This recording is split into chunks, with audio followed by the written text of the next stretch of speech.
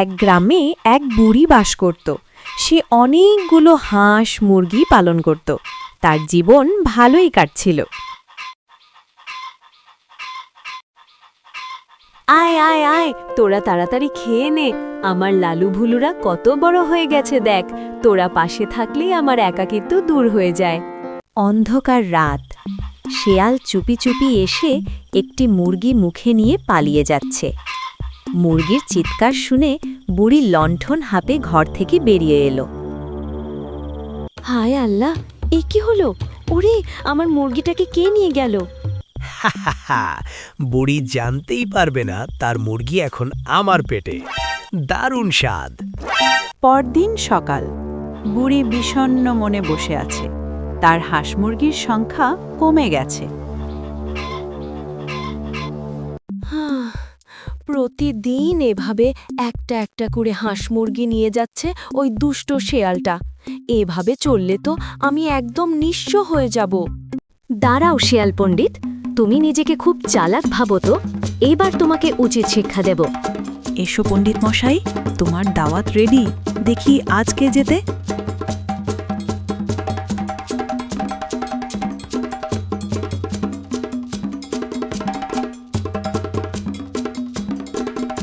উফ, আজ তো দেখি বুড়ি মুরগিটা বাইরেই সাজিয়ে রেখেছে। আমার কপালটাই আজ ভালো। শেয়াল লোলুপ দৃষ্টিতে খাঁচার দিকে তাকিয়ে এগিয়ে আসে।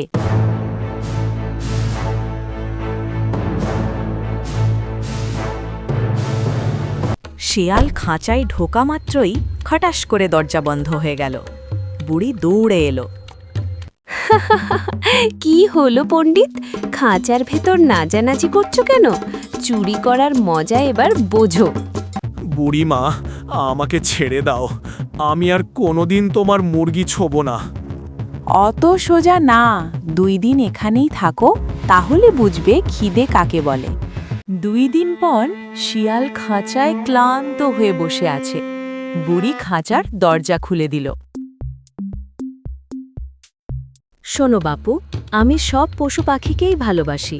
তোমাকে শাস্তি দেওয়ার ইচ্ছে আমার নেই, কিন্তু আমার জানমালের ক্ষতি করলে তো ছেড়ে দেব না। যাও, এখন মুক্তি দিলাম।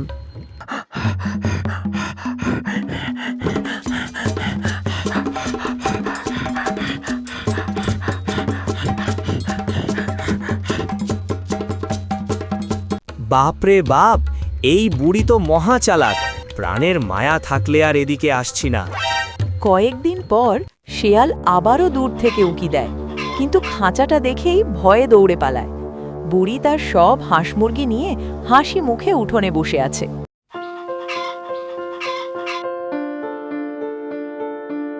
বুদ্ধি যার বল তার। এখন আমরা সবাই শান্তিতে থাকব।